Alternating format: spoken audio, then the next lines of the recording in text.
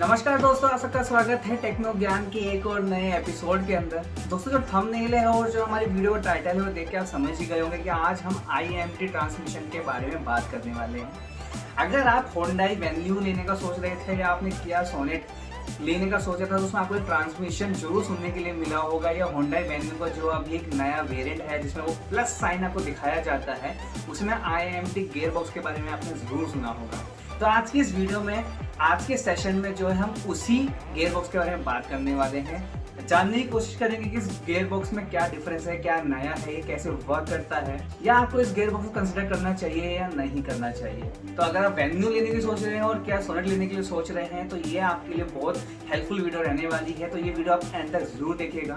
मैं हूँ आपका होस्ट दोस्त ईशान, आप देख रहे हैं मोटोमॉफ। तो बिना किसी देरी के आज की वीडियो करते हैं शुभारंभ। दोस्तों, अगर ये वीडियो आपको अच्छी लगे, आपके लिए इंटरेस्टिंग लगे, आपके लिए हेल्पफुल रहे तो इस वीडियो को आप लाइक शेयर जरूर कर दो। चैनल को सब्सक्राइब करके अपना प्यार दिखाइए, अपना सपोर्ट दिखाइए। तो बिना किसी देरी के आज की वीडियो करते हैं शुभारंभ।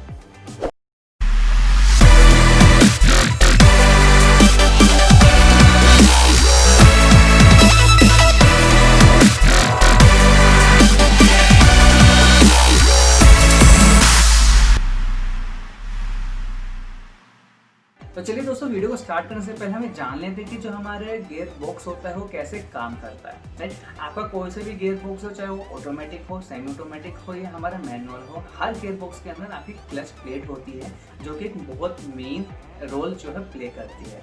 क्लच प्लेट क्या होती है, आपके गियर को चेंज करने में आपकी हेल्प करती है। मीन्स आपको 1 से 2 पे जाना है तो बिना रुके स्पीड चलिए उस पे जो चलते चलते स्मूथली जो आप गियर शिफ्ट करते हैं वो आपकी क्लच प्लेट की मदद से होती है। तो क्लच प्लेट का काम क्या होता है, गियर को जो है इंगेज करना और डिसंगेज करना, मीन्स गियर को जो है हटाना और उसको निकालना, इसमें जो उसका मेन रोल होता है। राइट, अब जितनी में हमारी मैनुअल कार होती है उसमें हमारा एक पेडल होता है।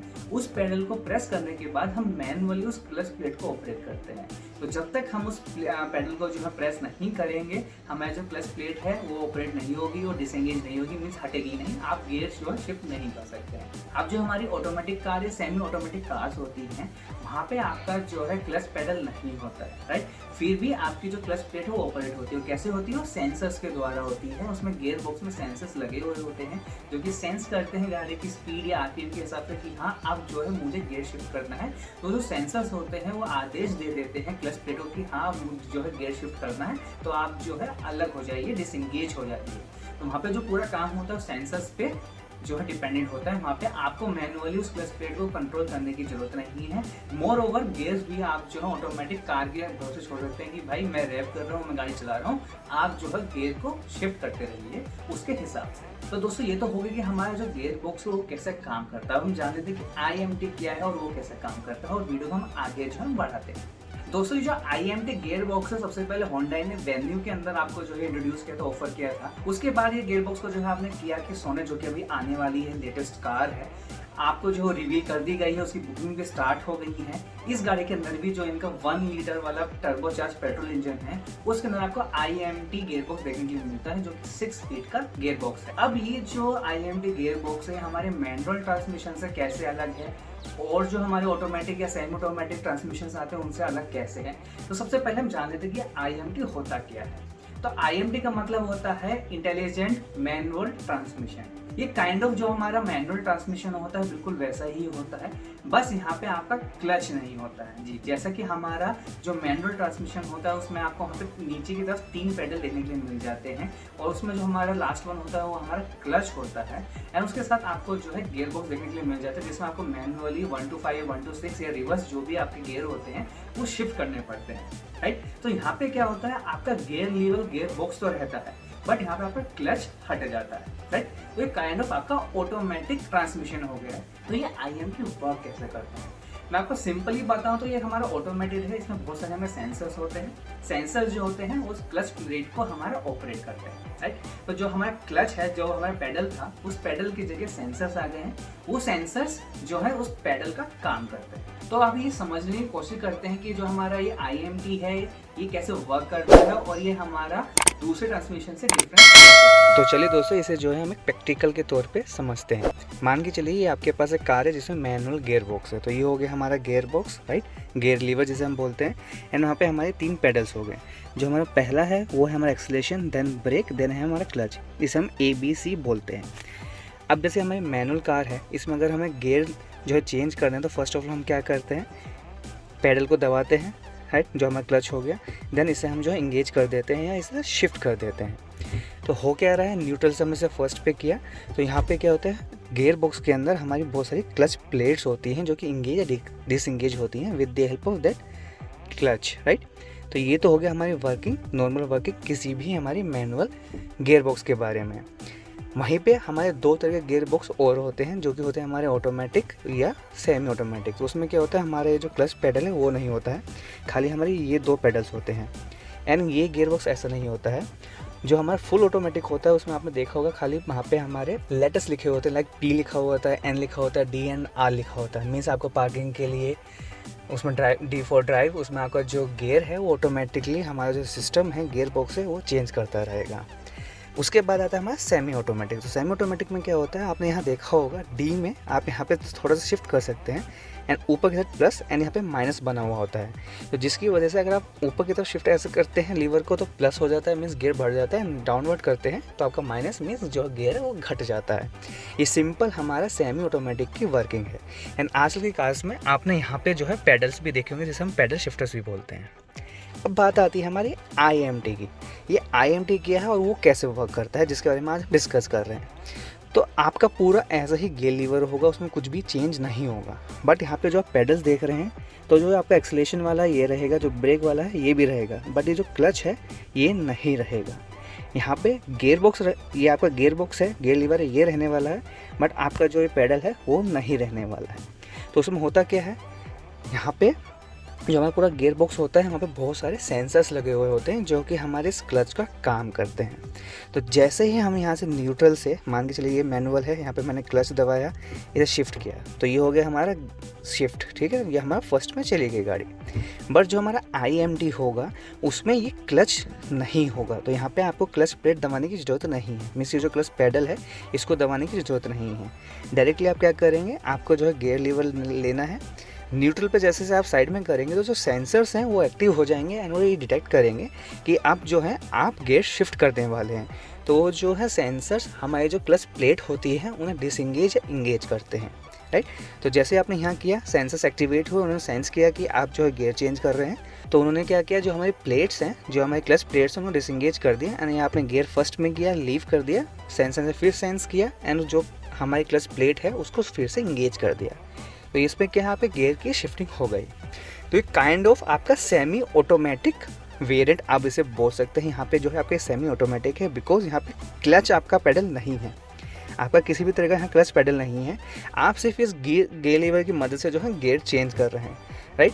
तो ये होता है हमारा IMT, जिसे अगर हम सिंपल वर्ड में बात करते हैं, बिना आपका जो है क्लच पेडल नहीं होगा पर गियर लीवर बिल्कुल आपका ऐसा ही होने वाला है।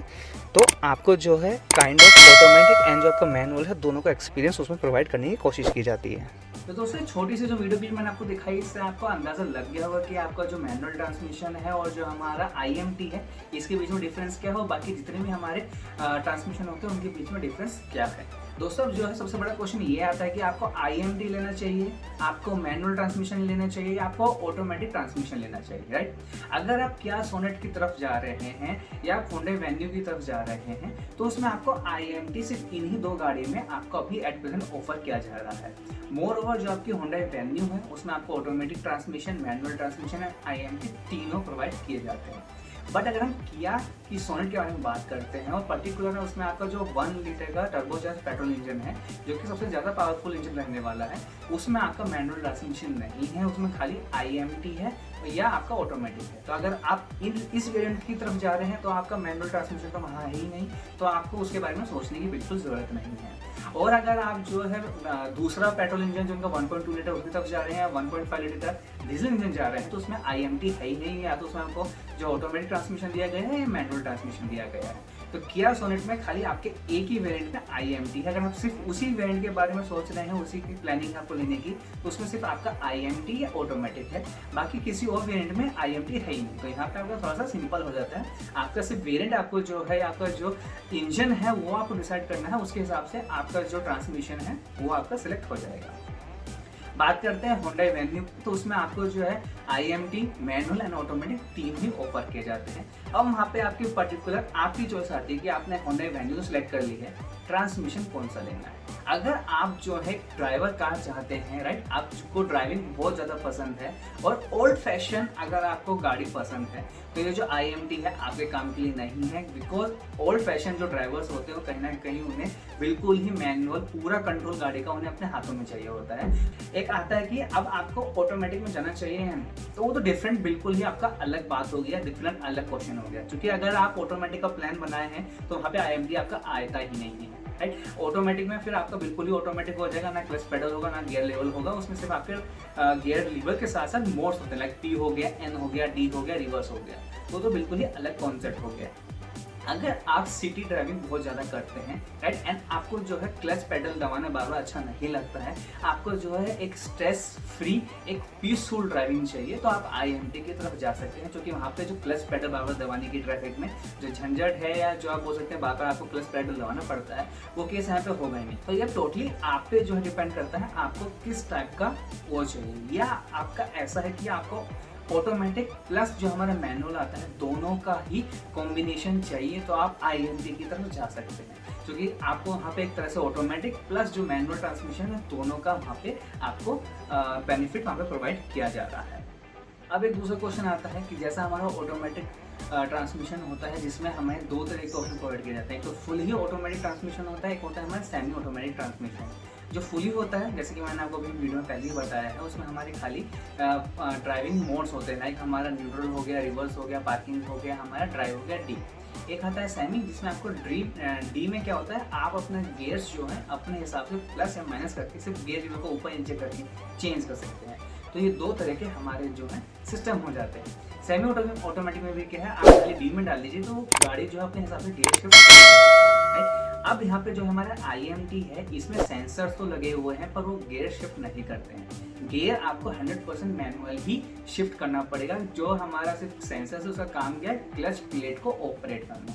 तो यहाँ पे गियर्स आपको मैनुअल ही डालने होंगे। ये चीज़ भी आप माइंड में लेके चलिएगा अगर आप इस जो है IMT के बारे में प्लानिंग कर रहे हैं। यहाँ पे गियर जो आप डालेंगे वो पूरा मैनुअली होगा। यहाँ पे आपको सिर्फ ऑटोमेटिक जैसा एक्सपीरियंस प्रोवाइड करने के लिए क्लच पेडल नहीं है। बाकी आपके जो गियर्स हैं, जो आपका हैंड वर्क है, वो आपका बिल्कुल वैसे रहेगा जैसे मैनुअल में पहले रहता था।